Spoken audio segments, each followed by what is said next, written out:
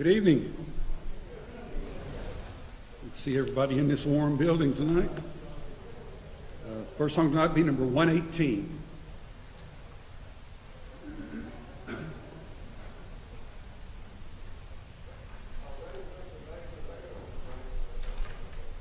Number 118.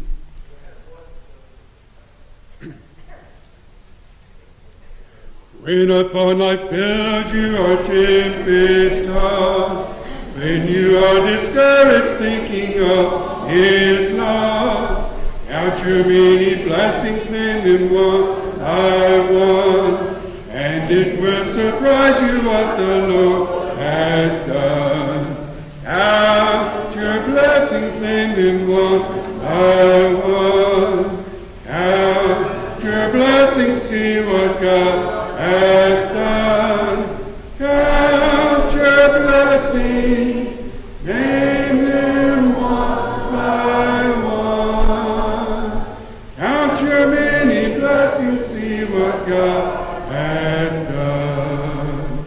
Are you ever burdened with a load of care? Does the cross seem heavy you are called to bear?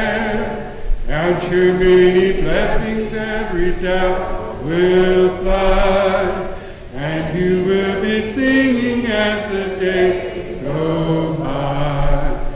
Count your blessings, name them one by one. Count your blessings, see what God hath done.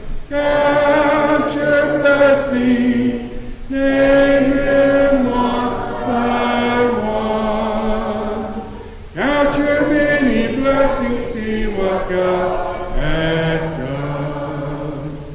So amid the conflict, whether great or small, do not be discouraged, God is over all. Count your many blessings, angels with attend.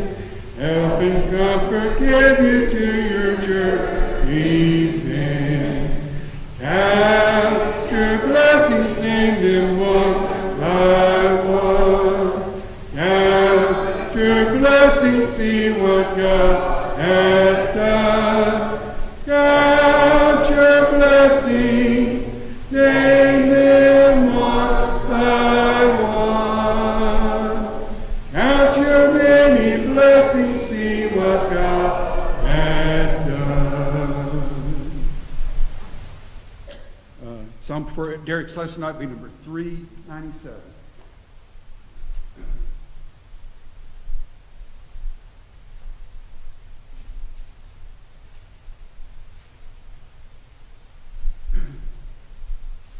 Number 397.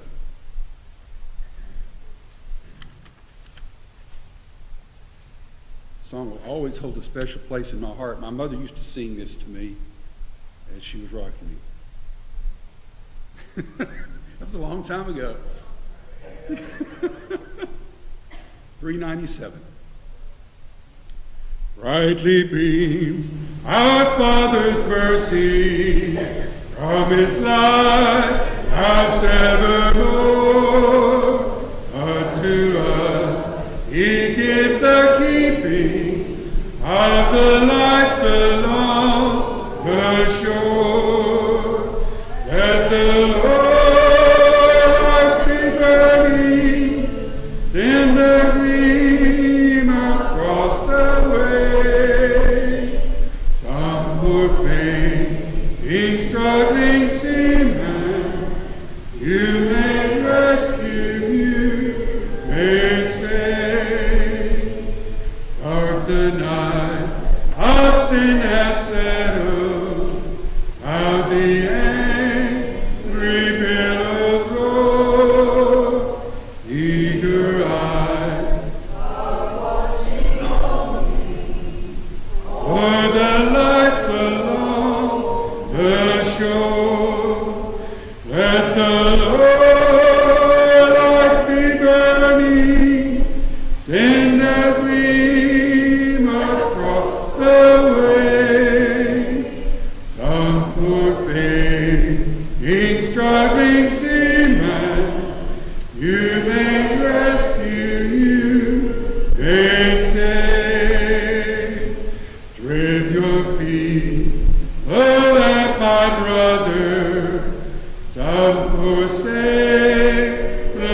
ship is tossed, trying now to make the harbor in the darkness may be lost. Let the Lord lights be burning, send a gleam across the way. Some poor pain, struggling seaman, you may rescue, you may save.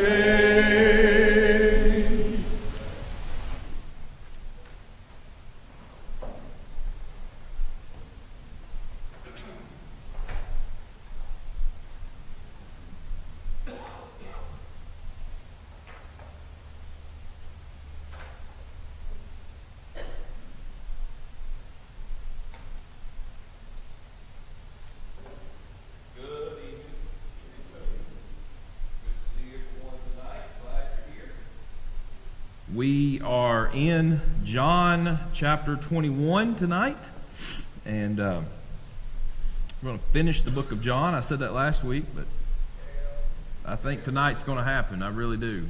I think it's going to happen, so we'll see. John 21, that's where we're at. We did get into John 21 last week, and we were talking about Jesus appearing to the different groups of people, and then we ended with Jesus appearing to the 7 disciples that he mentions at the beginning of John 21.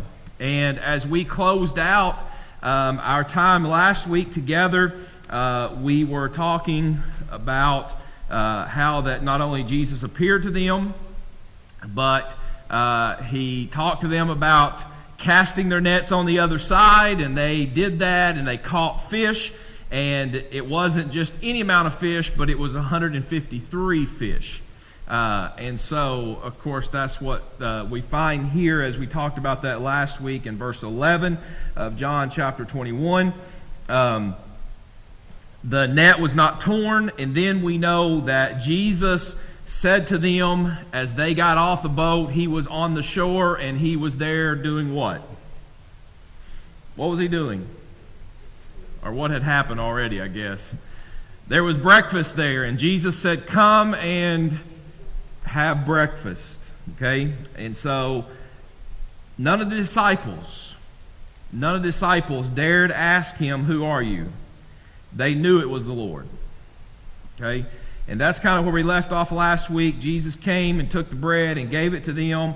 And so with the fish, this was now the 3rd time that Jesus was revealed to his disciples after he had raised from the dead. And last week we dealt with different things about why that this had happened and what was going on here. And Jesus appeared to Mary, and Mary went back and talked about his appearance and what Jesus wanted her to say to the others. And so this all happens, as we know, the book of John. All these things happen so that they might believe, and so that we might believe.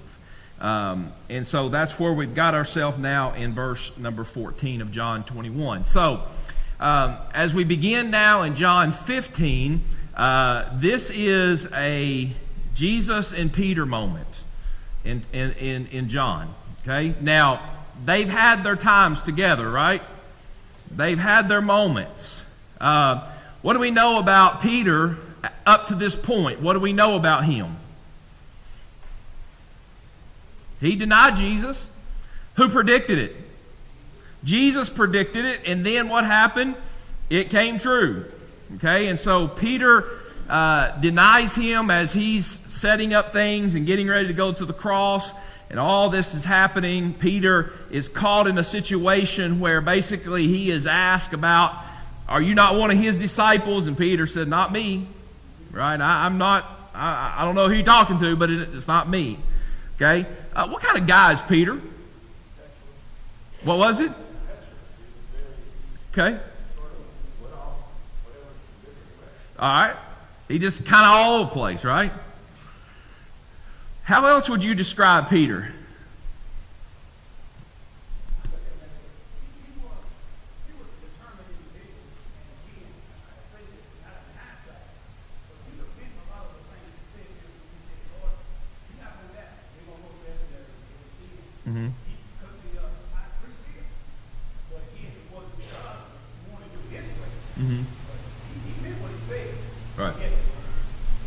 Right. You had to learn a different way. If I could think about Peter, and you read about him and know some things about him, one of the things I would say about Peter was he was his own man. Right? He kind of did things Peter's way. And as Reggie said, he had to change that. He had to kind of humble himself a little bit. He had to change some things, because when you do it Jesus' way and you're a follower of Jesus, then you have to do it his way, right? And so a lot of times Peter was a man that was okay with himself. He was confident with himself, okay? And so he was one that I think struggled with this ideal of committing to Jesus, following him, doing things Jesus' way. Okay, he had his own mind. He had his own way of doing things. Okay, we are that way sometimes, right? We can, if there's any disciple that we can read about that we can relate to, it's Peter. Okay, we're committed. We want to do some things, but sometimes we get trapped in our own way of doing things. And so here, the reason I say all that, and the reason I wanted to kind of get our mind focused on Peter for a minute and kind of focus on what kind of man is he, who is he, because in this next section here in John 21, as we close this book down, Jesus is going to spend some time with Peter. All right, in verse 15, beginning this, we could look at John chapter 21 and verse 15, and what we could look at is this Jesus coming to Peter and talking to him, questioning him, and wanting Jesus to know. Jesus is trying to figure out, are you committed to me? That's what he wants to find out. Okay. Not only that, but he's also there's some public restoration here involved in this, in what Peter's doing. Okay. And so Jesus is going to ask a series of questions. Notice as you work through here, I'm going to draw your attention to some things as we work through this conversation here between Jesus and Peter that is interesting. And notice here how Jesus handles this. Okay, so when they had finished breakfast, verse 15, Jesus and Peter, or Jesus said to Simon Peter, "Simon, son of John, do you love me more than these?" Okay?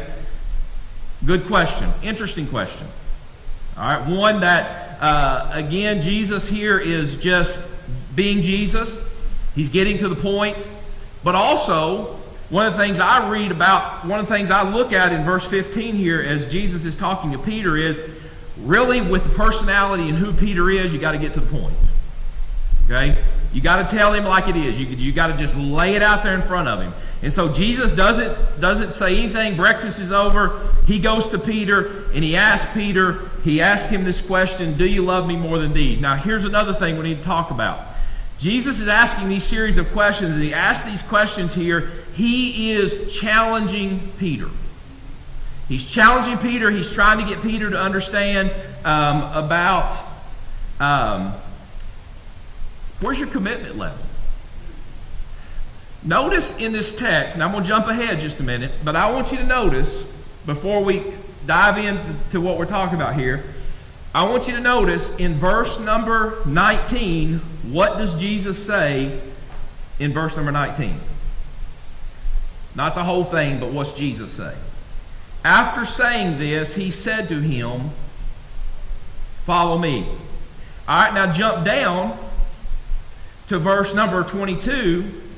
And Jesus said to him, what's the wording here? At the very last two words of that verse is what? Follow me. Okay? So he's getting a commitment level. He's challenging Peter. He is speaking directly to Peter here. Breakfast is over. Time to get down to business. Jesus' time here is short as far as before he ascends to the Father. And he gets down to business here. He speaks directly to him. Jesus had already, if you look back at Luke 24 and verse 34, Jesus had already met with Peter individually on the day of his resurrection and talking to him. And so as we look at this, we notice what Jesus and Peter talked about at that first meeting, but we notice here that it was still important. It was still important Even though Jesus and Peter talked, even though they had this relationship, it was still important for Jesus to talk to Peter and try to get some kind of commitment out of him before he leaves until he comes back again. And so that's where we're at here. And the first question he asked is, he said, do you love me more than these? Now, many of you probably have studied this. You probably know as you work your way through this text, Jesus uses different wording when it comes to the word love in this conversation. He's trying to get his he's trying to get everything he can from Peter. The first love here that Jesus uses is the word agape, which the agape love is one that is a all-giving, unselfish, all-in kind of love. All right? So, Jesus asked Peter, he says, do you agape me more than these? Are you all giving? Do you love me more than anything? That's what he's asking him. Okay? Yes, Lord. You know that I phileo you. Peter uses a different word for the word love here than what Jesus used. Peter uses the word here that is a friendly type of love. And he's asking him, he says to Jesus, Peter says back to Jesus, I'm your friend. But Jesus says, do you agape me? So, what do we make out of this? Jesus challenging Peter, and Peter's not sure if he's up to the challenge just yet. And so he comes back to Jesus and he says, I love you. He said to him, feed my lambs.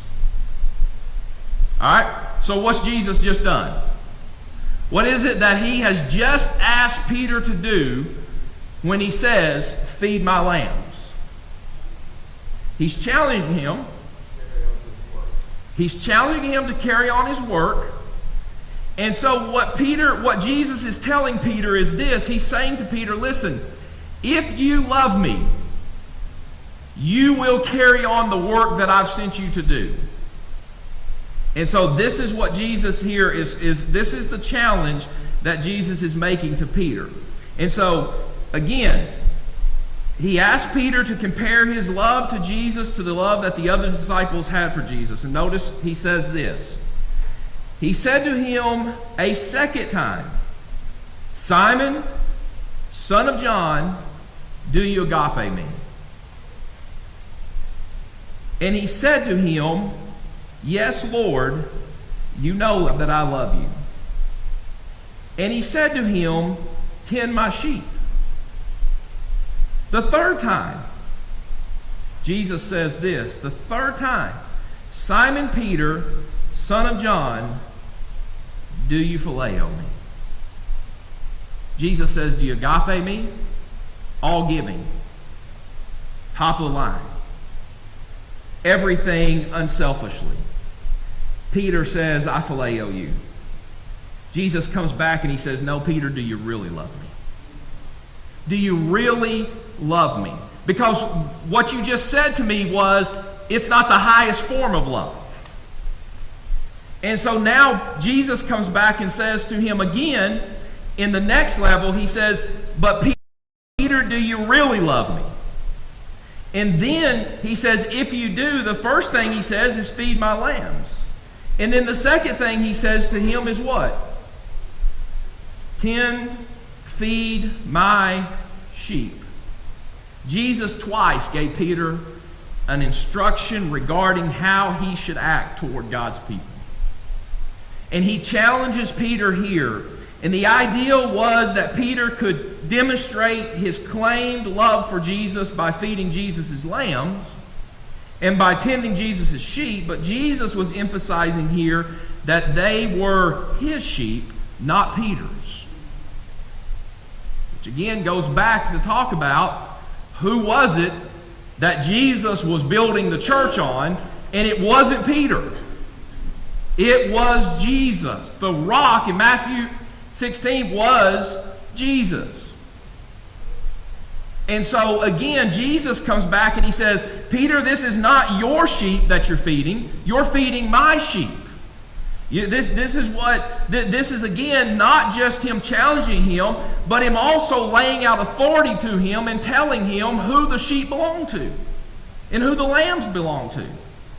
And so he says, listen, Peter, if you really love me with the highest form of love, you're going to do what I ask. And then he gets down again in verse 17, and what he says in verse 17 is a third time he says this, do you love me? But he changes the form of love. Jesus does.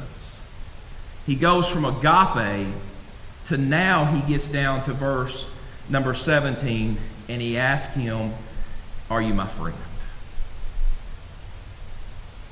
Do you love me with the highest regard? Do you love me with a friendly regard?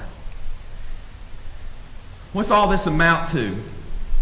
What is it that he says? Well, Peter answers him in verse number 17 with the word phileo. And he says, yes, Lord, I love you. Now, Peter's answering a call here that Christ is giving him. A call on his life to go and to fulfill the mission. And here's what Jesus is saying to Peter. And Jesus is saying this. He was saying, really, the only way you're going to do what I ask you to do if you really love me. So not only does it challenge Peter, but it challenges us today as well. And it challenges us to say, do we love him with the highest regard? Do we love him with the phileo? Do we love him with the agape love? Do we love him enough to go and to do what he's asked us to do? Whether it's our obedience to him, whether it's fulfilling our mission that he's given us to do, how much do we love him? That's what Jesus is trying to get out of Peter. How much do you love me here? And so Peter gets this challenge. And he says in verse 17, Jesus said to him, feed my sheep. Verse 18, he said, truly, truly, I say to you, when you were young, you used to dress yourself and walk wherever you wanted.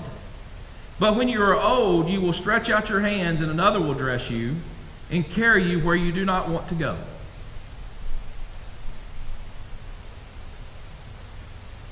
Anybody else look at that and go, Jesus, you were just talking about feeding sheep, and now you're talking about when we're young and when we're old. Right? And so what's the point here that Jesus is trying to make to Peter when he's having this conversation with him in verse number 18? Why is he talking to him about when you're young and when you're old? Okay?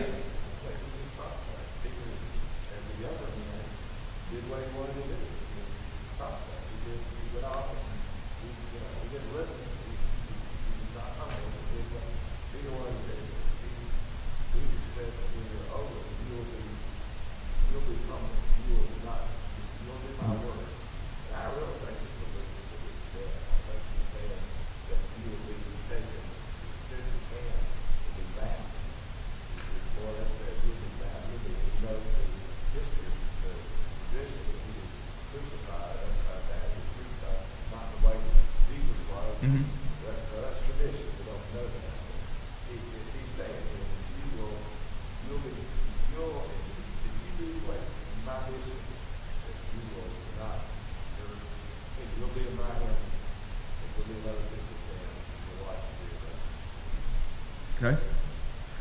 There is no doubt in my mind that Jesus is referring to the death of Peter here and what's coming to him in his life. You've lived your life the way you wanted to live your life, but there's coming a time when you will face death, and it will not be the way you want to go. But you're going to go that way. Now, why would Jesus talk to Peter about this in this closing conversation with Peter? The reason why is because of the fact that Jesus was trying to get Peter to commit, but also he was wanting Peter to do what? What was he wanting Peter really to do? Follow me. Okay? Stop going off the path of your own way. Right?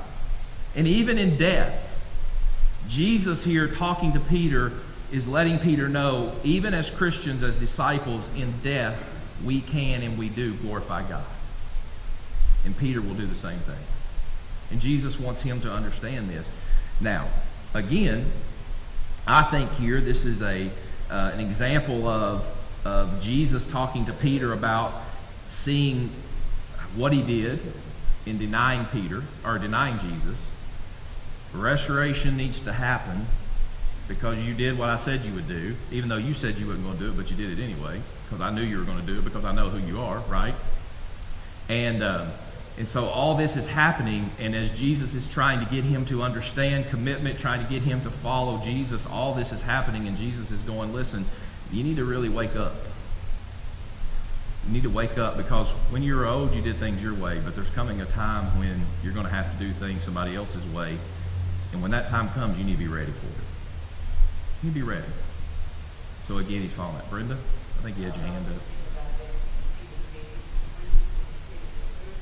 Mm-hmm.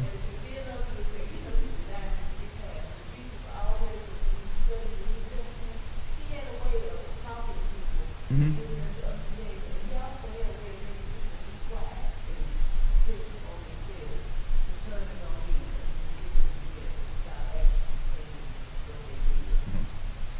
Right. Right. Yes, sir.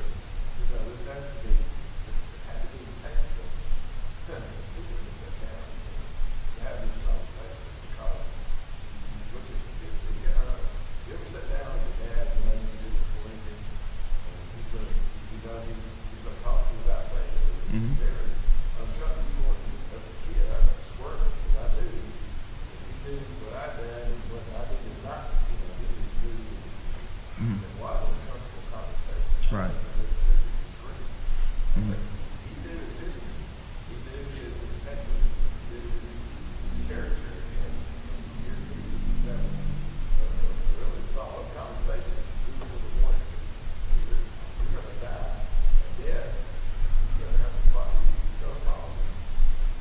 Yeah. You're not going to go out on your own terms. Follow.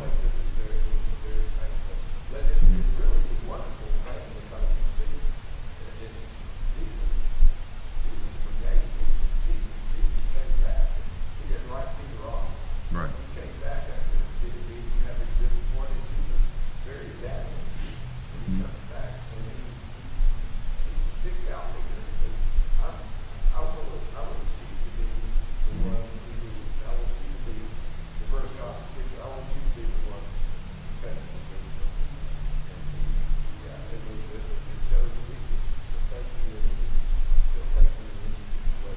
Yep. Right. And in these last few chapters that we've looked at, I mean, this is something that has continually come up about the people that Jesus is using in this situation. I mean, it's people that have had struggles in the past with things, and that, and he's letting them know, even though you've struggled with life, you can still be used. And how he was dealing with this, and this was not something. I mean, if you look at verse 15, I think in verse 15, I think this is something that happened in front of the other disciples. I don't think that Jesus was talking directly to Peter here, but I think there was others around, and he was trying to get the message across to Peter because he wanted to focus on him for a minute and focus on his spiritual life and where he needed to be, because he knew what was coming. Now, another significant part here in this chapter about Peter, before we get into verse 20, but in verse 19 again, he says, "This he said to know by what kind of death he was to glorify God." And that's what I was talking about. Even in death, we glorify God in verse number 19.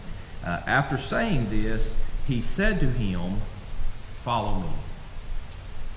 All right.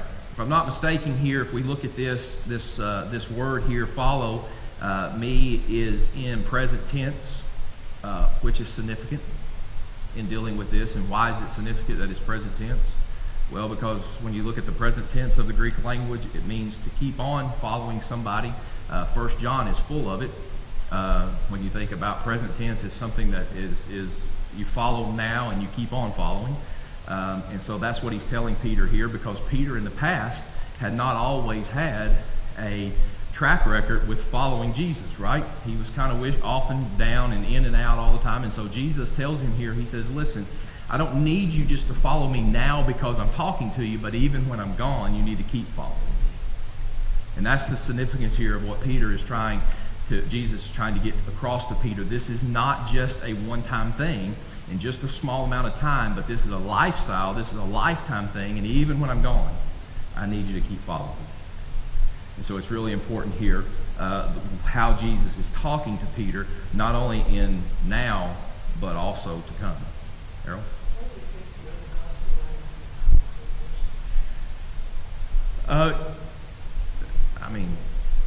I think John was there, and took track record of it. There was a lot of things that John recorded that others didn't, and there was other things that others recorded that John didn't. So I think it's just a matter of, highlights and what they felt was important. At that time, what they needed to put in there and what they needed to highlight in there. And I think John just saw that this was an important thing for it to come out.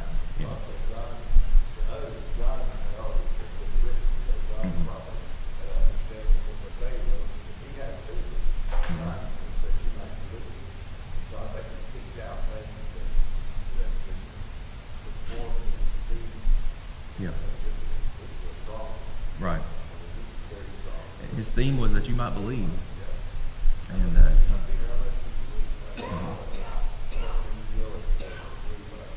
right. How much are you willing to do that? Now, we get into John chapter 21 and verse number 20. And when I read verse 20, and today when I reread verse 20, I laughed. And here's why I laughed. What does John say, or what does Peter say in this verse in John 21 and verse number 20? Jesus just spent all his time talking to him after breakfast.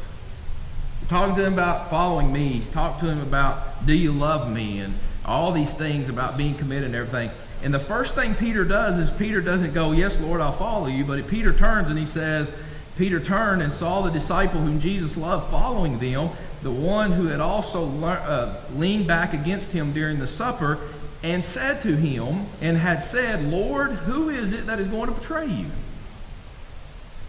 All right? So, what does Peter do here when he makes this statement? Why is it that, and you may ask, well, why did John include this? Well, Peter just picked on him. And he's like, well, I'm going to include it all, and I'm going to tell your whole story. Right? I don't know that, but I'm just, Peter does pick on him here a little bit, and as he sees John. But the main thing that what I wanted to point out about this is this. Peter almost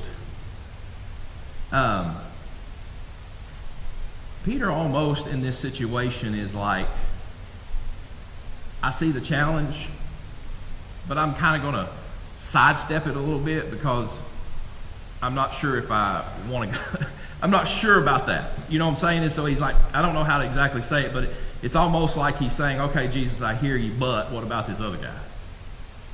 Right? What do we need to know about this other guy? And so Jesus asked, what about the one what about the disciple whom Jesus loved? And who's going to betray you?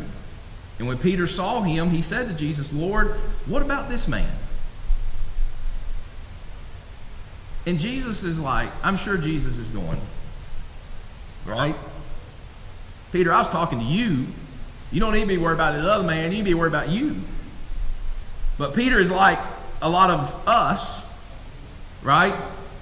And we go, I know what I'm supposed to do, but have you said anything to this guy? It's like brother and sister, right? It's like you tell one something and the other goes, or the one you're telling goes, look what he did. Or they may say, well, you don't like me, right? You got on me, but look what they did. And so, I always love to comment. One of my favorite comments after I preach is this, that somebody will come up, especially a husband and wife, and they'll say, man, my wife was wearing my ribs out there in that sermon. As to say, she didn't need it, but you did. Right? And so Peter is saying here, don't just talk about me and focus on me. You need to think about this other guy too. And Jesus was interested in Peter worrying about who? Jesus wanted Peter to worry about Peter. And Peter tries to get the attention off of him and says, but what about this other person? Now, how does Jesus answer it? How does Jesus answer Peter?